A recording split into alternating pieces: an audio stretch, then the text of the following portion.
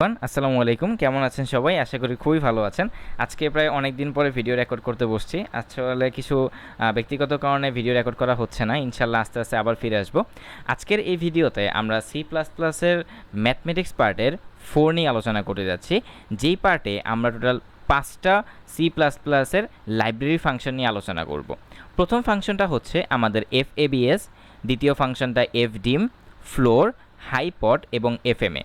এই 5টা ফাংশনের মধ্যে এই ফ্লোর ছাড়া বাকি যে 4টা ফাংশন আছে, এই 4টা ফাংশন আসলে অনেক ইন্টারেস্টিং। আমি কিছুক্ষণ আগে শিখেছি, সত্যি কথা বলতে গেলে আমি শিখে ভিডিওগুলো রেকর্ড করতেছি।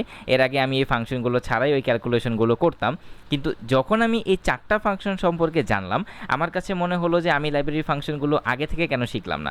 রিসেন্টলি আমি পাইথনের টিউটোরিয়াল সিরিজ তৈরি করতেছি বা পাইথন নিয়ে ঘাটাঘাটি করতেছি। C++-এর লাইব্রেরি ফাংশন নিয়ে অতটা ঘাটাঘাটি করা হয় না, বাট এই 4টা ফাংশনের ইউজ আমি জানার পরে বা শেখার পরে আমার কাছে মনে হলো আমি যে এখনই টিউটোরিয়াল বানিয়ে ফেলি। তো আমাদের প্রথম যে ফাংশনটা, সেটার নাম হচ্ছে FABS, যেটার ফুল ফর্ম হচ্ছে ফ্লোটিং অ্যাবসোলিউট। ফ্লোটিং অ্যাবসোলিউট, যেটা মাত্র একটা প্যারামিটার নিয়ে কাজ করে। এখন এই ফাংশনটা দিয়ে আমরা করবোটা কি? মাঝে মধ্যে আমাদের ম্যাথমেটিক্যাল ক্যালকুলেশনে এরকমটা আসতে পারে -10.5, -2.5, মানে ফ্লোটিং পয়েন্ট নেগেটিভ নাম্বার। তো এই ফ্লোটিং পয়েন্ট নেগেটিভ নাম্বারটাকে ফ্লোটিং পয়েন্ট পজিটিভ নাম্বারে কনভার্ট করার জন্যই ব্যবহার করা হয় এই FABS ফাংশনটি। চলুন একটা এক্সাম্পলের মাধ্যমে আমরা এখান থেকে দেখে নিই। যেমন এখানে একটা কোড করা আছে, দেখেন এখানে একটা ভ্যারিয়েবল দেওয়া আছে। আমি হচ্ছে ফন্ট সাইজটা একটু ইনক্রিজ করে ফেলি, তাহলে আপনাদের জন্য একটু দেখতে সুবিধা হবে। Where is my settings? এখানে আমার সেটিংসটা থাকে, দেন হচ্ছে সেটিংসে যেতে হয়, তারপরে এখান থেকে একটা প্যানেল আসবে, এখান থেকে আমি ফন্ট সাইজটা 35 করে দিই, অনেক বড় ফন্ট সাইজ হয়ে যাবে। ইয়েস, এখন দেখতে আমাদের সুবিধা হবে যে এখানে একটা ফ্লোটিং নাম্বার দেওয়া আছে, সেটা হলো -10.6।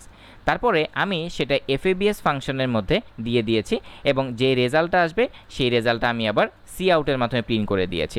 এখন যদি আমি এই কোডটাকে রান করি, তাহলে এখান থেকে আপনি দেখতে পাবেন যে -10.6 যেটা আছে সেটা +10.6 হয়ে যাবে। Look at that output, 10.6। তো এই ছিল আমাদের FABS ফাংশনের ব্যবহার।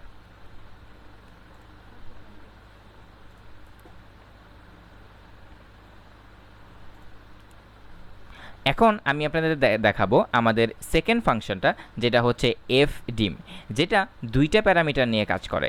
The FDIM function take 2 parameters of either floating point or integral type. মানে এখানে যে 2টা প্যারামিটার নিয়ে কাজ করে, প্যারামিটার 2টা হয়তোবা ফ্লোটিং পয়েন্ট হতে পারে অথবা ইন্টিগ্রাল টাইপ হতে পারে। যেমন এখানে এক্সাম্পল দেওয়া আছে x first argument to FDIM, y second argument to FDIM। তাহলে আমরা প্যারামিটার তো বুঝলাম যে প্যারামিটার কয়টা থাকবে এবং কী টাইপের প্যারামিটার থাকবে। এবার আমরা এই ফাংশনটার মাধ্যমে কি রিটার্ন পাবো, মানে এই ফাংশনটা আমাদেরকে কি দিবে। আসলে সবসময় এই লাইব্রেরি ফাংশনটা একটা ব্লেন্ডারের মতো কাজ করে। আমরা ব্লেন্ডারের মধ্যে যখন ফ্রুটস দেই, তখন সে আমাদেরকে কি করে, জুস দেয়। তো ঠিক এই লাইব্রেরি ফাংশনগুলো বা যে কোনো লাইব্রেরি ফাংশন বা ইউজার ডিফাইন ফাংশন কি করে, এটার ভিতরে আপনি ভ্যালু দিবেন, আপনাকে সে রান্না করে খাবারটা প্রস্তুত করে দিবে। ঠিক FDIM ফাংশনটাও একই কাজ করে। যেমন আপনি এই FDIM ফাংশনের মধ্যে যখন x আর y প্যারামিটার হিসেবে দিবেন, তখন সে কি করবে জানেন? এই 2টা প্যারামিটারের মধ্যে যে ডিফারেন্সটা, মানে হচ্ছে বিয়োগফল বা সাবট্রাকশন, সেটা আপনাকে রিটার্ন করবে। কিন্তু সে একটা কন্ডিশন ফলো করে। আপনার বিয়োগফলটা যদি পজিটিভ হয় বা পজিটিভ অ্যান্ড যদি 0-র চেয়ে বড় হয়, তখন আপনাকে সে রিটার্ন দেবে। কিন্তু সামহাউ আপনার যদি ওই বিয়োগফলটা নেগেটিভ বা 0-র সমান হয়, তাহলে সে 0 রিটার্ন করবে। আমি আবারও বলতেছি, এই ফাংশনটা কী কাজ করবে? 2টা প্যারামিটার রিসিভ করবে, তাদের সাবট্রাকশন বা বিয়োগফল যদি 0-র চেয়ে বেশি হয়, মানে পজিটিভ নাম্বার হয়, পজিটিভ নাম্বার এবং 0-র চেয়ে বড় যদি হয়, তাহলে আপনাকে রিটার্ন করবে। সামহাউ সেটা যদি 0 অথবা 0-র চেয়ে ছোটো হয়, তাহলে সে আপনাকে 0 রিটার্ন করবে। চলেন আমরা একটা এক্সাম্পলের মাধ্যমে দেখে নেই আমাদের VS কোডে। এখানে আপনার একটা কোড করা আছে FDIM-এ। যেমন এখানে আমি হচ্ছে টোটাল 2টা ভ্যারিয়েবল ডিক্লেয়ার করেছি, নাম্বার 1 = 500, নাম্বার 2 = 30 এবং RES একটা ভ্যারিয়েবল। তো RES মানে হচ্ছে রেজাল্ট। তো আমি এই রেজাল্টের মধ্যে কি করলাম, এই FDIM ফাংশনের মধ্যে আমি নাম্বার 1 এবং নাম্বার 2টাকে পাঠিয়ে দিলাম। এখান থেকে ক্যালকুলেশন করে আমার সেই রেজাল্টটা এই RES ভ্যারিয়েবলের মধ্যে চলে আসলো। দেন আমি এই রেজাল্টটাকে Cout করে দিলাম। এবার আমাকে বলেন তো রেজাল্টটা কি আসবে বা এই ফাংশনটা কাজ করবে কিভাবে? ফাংশনটা কাজ করবে নাম্বার 1 থেকে নাম্বার 2টা সাবট্রাক্ট করবে। তাহলে 500 থেকে 30 গেলে কত থাকে 470। তো 470 হলো 0 থেকে বড় এবং পজিটিভ নাম্বার, তাহলে আমরা আউটপুটটা এখান থেকে দেখতে পাবো যে 470 হবে আউটপুটটা। খেয়াল করেন 470।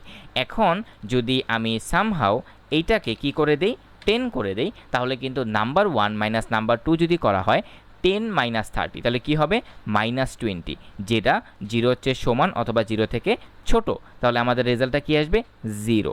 তাহলে আমি এখন কোডটাকে রান করি, আমরা এখান থেকে 0টা দেখতে পাচ্ছি। তো এই ছিল আমাদের এফ ডিম ফাংশন। চলুন আমরা চলে যাই আমাদের থার্ড ফাংশনে। ওকে, থার্ড ফাংশন হিসেবে আমরা জানবো হচ্ছে ফ্লোর ফাংশন। এটা একদম সিম্পল একটা ফাংশন, এটা নিয়ে আমি তেমন কথা বলবো না। এই ফ্লোর ফাংশন একটা প্যারামিটার নেয় এবং প্যারামিটার হিসেবে ডাবল নিতে পারে, প্যারামিটার হিসেবে ডাবল অথবা ফ্লোট অথবা লং ডাবল নেয়। মোট কথা এই floor function floating point number নিয়ে কাজ করে, কোনো ইন্টিগ্রাল টাইপ নিয়ে এটা কাজ করে না। কেন কাজ করে না সেটা আপনি একটু পরেই বুঝে যাবেন। এই ফ্লোর ফাংশন দিয়ে কি করা হয়, সাপোজ আপনার কাছে একটা নাম্বার আছে 10.5 অর 20.5 or 30.5। আপনি যদি এই নাম্বারটাকে ফ্লোর ফাংশনের ভিতরে দেন, এই ফ্লোর ফাংশনটা কি করবে ফ্লোটিং পার্টটা বাদ দিয়ে দিবে। মানে আপনি যদি 10.5 দেন 0.5টাকে বাদ দিয়ে সে 10টা রেজাল্ট দিবে। আপনি যদি 30.5 দেন 0.5 বাদ দিয়ে সে আপনাকে 30 রেজাল্ট দিবে। আপনি যদি 50.65 দেন 0.65 বাদ দিয়ে সে আপনাকে 50 রিটার্ন করবে। দ্যাট মিনস সে কি করবে, আপনি একটা ফ্লোটিং পয়েন্ট তাকে নাম্বার দিবেন, সে সেটার ফ্লোর নাম্বার মানে নিচেরটাকে রিটার্ন করবে। বা একদম সহজভাবে বলতে গেলে ফ্লোর ফাংশনটা কি করে, আপনার যে ফ্লোটিং পয়েন্টটা আছে সেটাকে রিমুভ করে দেয়, আপনার যে পূর্ণ সংখ্যাটা আছে সেটা আপনাকে শো করে দেয়। তাহলে চলেন আমরা ভিএস কোডে চলে যাই এই ফ্লোরটার এক্সাম্পল দেখার জন্য। যেমন এখানে আমাদের হচ্ছে ডাবল টাইপের দুইটা ভ্যারিয়েবল আছে, নাম্বার এবং রেজাল্ট। আমি নাম্বারের ভিতরে 10.25 দিয়ে দিচ্ছি, এখান থেকে না দিয়ে আমি এখানে দিয়ে দিই, তাহলে আমাদের কোডটা ছোট হয়ে যাবে 10.25। তখন আমি কি করতেছি, result equal to floor number, মানে আমি নাম্বার ভ্যারিয়েবলটাকে ফ্লোর ফাংশনে দিয়ে দিচ্ছি এবং এখান থেকে আমি একটা রিটার্ন পাবো ফ্লোর অফ 10.25, এখান থেকে রেজাল্টটা চলে আসবে। আবার এখানে একটা ভেরি ইম্পর্টেন্ট একটা এক্সাম্পল এখানে আছে যে নাম্বার ইকুয়াল টু -34.251, এখানে কিন্তু রেজাল্টটা আসবে -34, কারণ ফ্লোর ফাংশন নেগেটিভ বা পজিটিভ সে চিহ্ন নিয়ে কোনো কাজ করে না। তার কথা হচ্ছে তুমি আমাকে একটা নাম্বার দিবা, আমি হচ্ছে ফ্লোটিং পয়েন্ট নাম্বার পাবো বা দশমিক সংখ্যা পাবো, আমি দশমিকটা বাদ দিয়ে তোমাকে পূর্ণ সংখ্যাটা রিটার্ন করবো। তাহলে আমি রেজাল্ট কত পাবো এখান থেকে -34। তার মানে এখানে আমি একটা সাইড নোট দিয়ে দিই, এখান থেকে আমি রেজাল্টটা পাবো হচ্ছে 10, তারপরে এখানে আমি রেজাল্টটা পাবো হচ্ছে কি -34। দেখি আমার কথার সাথে মিলে কিনা। তারপরে এখানে কি আছে, নাম্বার ইকুয়াল টু 0.71, তার মানে এখান থেকে কি হয়ে যাবে 0.71, এটা রিমুভ হয়ে যাবে, রিমুভ হয়ে অনলি এখানে রেজাল্টটা থাকবে 0। তাহলে চলেন আমি এবার কোডটাকে একবার রান করি, দেখি আমার রেজাল্টটা ঠিক হয় কিনা। প্রথমটা আসার কথা 10, তারপরেটা আসার কথা -34 এবং তারপরেটা আসার কথা 0। তাহলে দেখেন floor of 10.25 equal to 10, floor of -34.251 equal to -35, floor of 0.71 equal to 0। তো কথার সাথে আমার মিলে গেল। এবার চলেন আমরা আমাদের চতুর্থ ফাংশনটা দেখে ফেলি। আমাদের চতুর্থ ফাংশন হিসেবে থাকবে হাইপট। কি থাকবে, হাইপট। নামটা একটু ইন্টারেস্টিং। এই হাইপট ফাংশনটা মাঝে মধ্যে 2টা আর্গুমেন্ট নিয়ে কাজ করে, আবার মাঝে মধ্যে 3টা আর্গুমেন্ট নিয়ে কাজ করে। এটা সম্পূর্ণ আপনার উপর নির্ভর করবে যে আপনি কয়টা আর্গুমেন্ট নেবেন, 2টা আর্গুমেন্ট দিবেন নাকি 3টা আর্গুমেন্ট নেবেন। বাট এখানে একটা নোট করার বিষয়, আপনি যদি এই হাইপট ফাংশনটা দিয়ে 3টা আর্গুমেন্ট নিয়ে কাজ করেন তাহলে আপনার সি প্লাস প্লাস অবশ্যই 17 ভার্সন অথবা তার উপরে থাকতে হবে। যদি সি প্লাস প্লাস ভার্সন 17-এর নিচে থাকে তাহলে এই 3টা প্যারামিটার দিয়ে কিন্তু কাজ করবে না। তো এই গেল আমাদের প্যারামিটারের হিসাব। এবার এই ফাংশনটা দিয়ে কি আমরা করব, এই ফাংশনটা দিয়ে অনেক বড় একটা ক্যালকুলেশন করে ফেলা যায়। Suppose you have 3 numbers XYZ and you want to calculate the আপনি কি ক্যালকুলেট করতে যাচ্ছেন, আমি একটু বাংলা আপনাকে একটু বুঝায় বলি। আপনি ক্যালকুলেট করতে যাচ্ছেন এই 3টা নাম্বারের বর্গের যোগফলের বর্গমূল। দ্যাট মিন্স আপনি প্রথমে কি করবেন, এই 3টা নাম্বারকে বর্গ করে যোগ করবেন, যোগ করে সেটার বর্গমূল করবেন। আর এই এত বড় একটা ক্যালকুলেশন আপনাকে করে দেবে এই হাইপট ফাংশন। চিন্তা করেছেন? এটা যখন আমি দেখেছি তখনই আমার কাছে ভালো লাগা শুরু হয়েছে যে এই ক্যালকুলেশনটুকু করতে গিয়ে আমরা কতটুকু মানে কত ঝামেলা পোহাইতে হতো। প্রথমে এটাকে বর্গ করতে হতো, তারপরে অ্যাড করতে হতো, দেন হচ্ছে এসকিউআরটি ফাংশন ব্যবহার করতে হতো, অনেক কিছু। আর জাস্ট এই হাইপড ফাংশনটা কি করবে, আপনি লিখবেন, প্যারামিটার পাস করবেন আর রেজাল্ট চলে আসবে। এটাই হচ্ছে এটার ইন্টারেস্টিং বিষয়। তো এটা 2টা আর্গুমেন্ট নিয়ে কাজ করে, আবার মাঝে মধ্যে 3টা আর্গুমেন্ট নিয়েও কাজ করে, সেটা আপনার উপর নির্ভর করবে। তাহলে এই হাইপড ফাংশনটা মেনলি কি ক্যালকুলেশন করে আপনাকে, √(x² + y² + z² or √(x² + y²।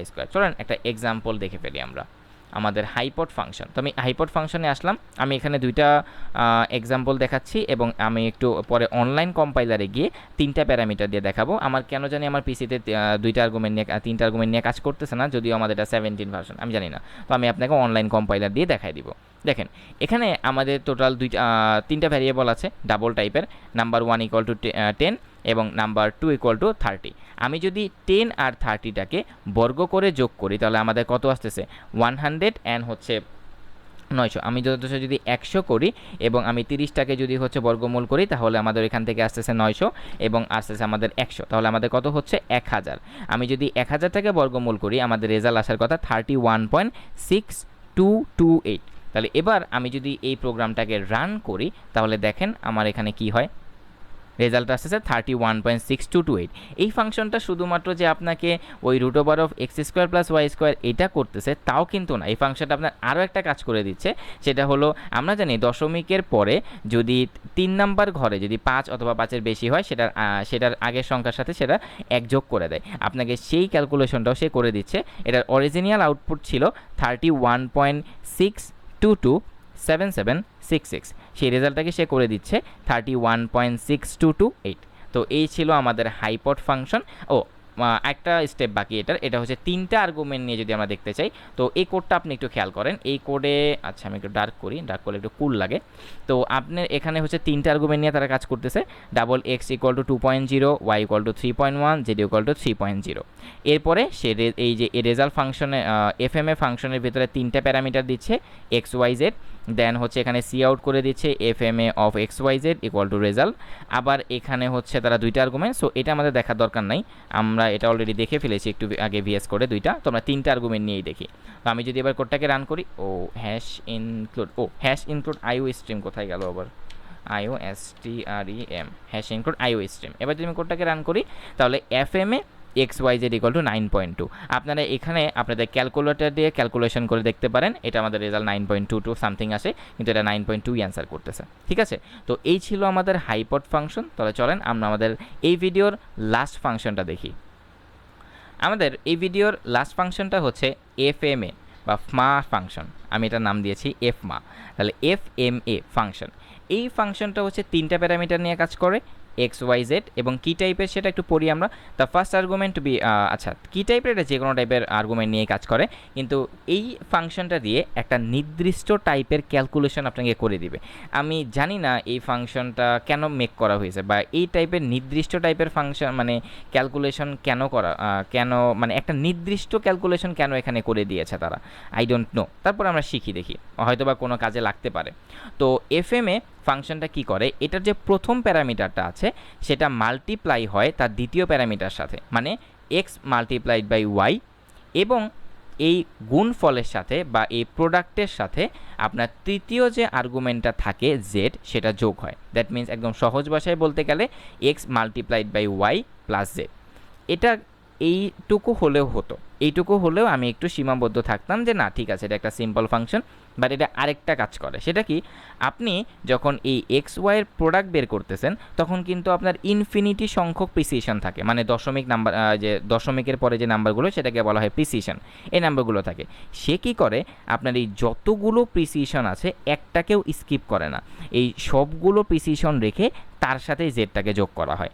এটাই হচ্ছে এটার ইন্টারেস্টিং বিষয়, যে আমরা অনেক ফাংশন দেখব যে প্রিসিশনগুলোকে স্কিপ করে। যেমন একটু আগে যে ফাংশনটা আমরা দেখে এসেছি হাইপড, সেটা কিন্তু প্রিসিশন স্কিপ করতেছিল বা 1 যোগ করে দিচ্ছিল, কিন্তু এই ফাংশনটা প্রিসিশন স্কিপ করে না, এক্সের সাথে ওয়াই যখন মাল্টিপ্লাই করে যতগুলো প্রিসিশন থাকুক না কেন তার সাথেই জেডটাকে যোগ করে দেয়। এই জন্য আমার এই ফাংশনটাকে এতটুকু ভালো লেগেছে। তাহলে চলেন আমরা এক্সাম্পল স্বরূপ এটা একটা দেখে ফেলি, একটা এক্সাম্পল দেখে ফেলি আর কি।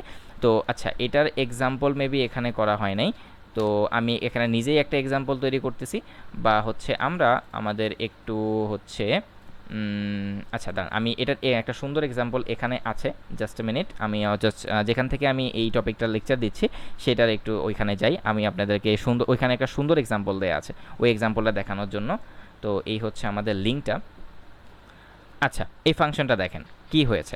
এখানে টোটাল 3টা প্যারামিটার আছে ডাবল টাইপের, x = 2.0, y = 3.1, z = 3.0 and then result.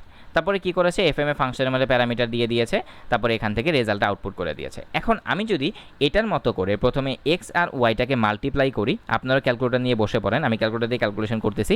2.0 multiplied by 3.1, তাহলে আমাদের রেজাল্ট আসে কত, 6.2, রাইট। এটার সাথে আমি যদি হচ্ছে 3.0টাকে যোগ করি তাহলে আমাদের রেজাল্টটা আসে কত, 9.2। দেখি আমরা এখানে কমেন্ট আউট করি আমাদের রেজাল্ট আমরা 9.2 পাবো কিনা। দেন আমরা এখানে দেখতে পারি যে XLD = 3.4, তারপরে হচ্ছে রেজাল্ট এলডি। এখানে কি করেছে যে এই এক্সএলডির প্যারামিটারটা ব্যবহার করেছে, আর আগে থেকে যে যেটা ডিফাইন করা ছিল y = 3.1 আর z = 3.0 সেই 3টা প্যারামিটারকে আসলে ব্যবহার করেছে। তার মানে প্যারামিটার যাই হোক আমাদের ক্যালকুলেশন তো সেমই থাকবে। দ্যাট মিন্স আমাদের এক্সএলডি আর ওয়াই এই দুটা কী হবে, মাল্টিপ্লাই হবে। তাহলে আমাদের এক্সএলডির মান কত দেওয়া আছে, 3.4, আর আমাদের ওয়াইয়ের মান আমরা কত জানি, 3.1। তাহলে আমাদের রেজাল্টটা কত হচ্ছে, 10.54। সেটার সাথে আমরা জেড যোগ করবো, জেড হচ্ছে আমাদের 3.0, তাহলে আমাদের টোটাল রেজাল্ট আসতেছে 13.54। তাহলে এটাকে আমি কমেন্ট আউট করি, দেখি আমাদের 13.54 আমরা পাই কিনা। তার মানে আমাদের দুইটা রেজাল্ট আমরা পাবো, একটা হচ্ছে আমাদের 9.2 আর একটা হচ্ছে আমাদের 13.54। তো আমি এই কোডটাকে রান করি, দেখি আমরা রেজাল্টটাকে পাই কিনা। আচ্ছা, এখানে কি করা হয়েছে, cout was not declared in this scope. আচ্ছা, আমাদের তো এখানে হেডার ফাইলটাই আমরা দিইনি, হ্যাশ ইনক্লুড, হ্যাঁ সি ম্যাথ দিয়ে দিয়েছি, তারপরে হচ্ছে আমাদের কি হবে, হ্যাশ ইনক্লুড, তারপরে হচ্ছে আইও স্ট্রিম। আপনারা অনেকে মেবি খেয়াল করেছেন এবং হাসতেছিলেন, রাইট? কারা কারা হাসতেছিলেন কমেন্টে বলে দেন। ওকে, এখন এখানে হচ্ছে আমাদের দুটো রেজাল্ট পাবো, একটা হচ্ছে আমাদের 9.2 আর একটা পাওয়ার কথা হচ্ছে 13.54। ইয়েস, আমাদের দুইটা অ্যান্সারই ঠিক আছে, 9.2 আর একটা হচ্ছে 13.54। তো এই ছিল আমাদের আজকের ভিডিও। এর পরের লেকচারে আমরা হচ্ছে আরও, এটা মেবি আমাদের পার্ট 4 ছিল, এরপরের ভিডিওতে আমরা আমাদের C++-এর যে ম্যাথ পার্ট আছে সেটা পার্ট 5 নিয়ে আলোচনা করব, আর সেই পার্ট 5টাই থাকবে আমাদের ম্যাথমেটিক্সের লাস্ট পার্ট। তো এরপরে হয়তো আমরা নতুন কোনো টপিক নিয়ে আলোচনা করব। তো এই ছিল আমাদের আজকের ভিডিওটা যদি ভালো লেগে থাকে লাইক করতে পারেন, কমেন্ট করতে পারেন, আর হচ্ছে আমাদেরকে যদি ডোনেট করতে চান ডেসক্রিপশন বক্সে সব ডিটেলস দেওয়া আছে। আসসালামু আলাইকুম।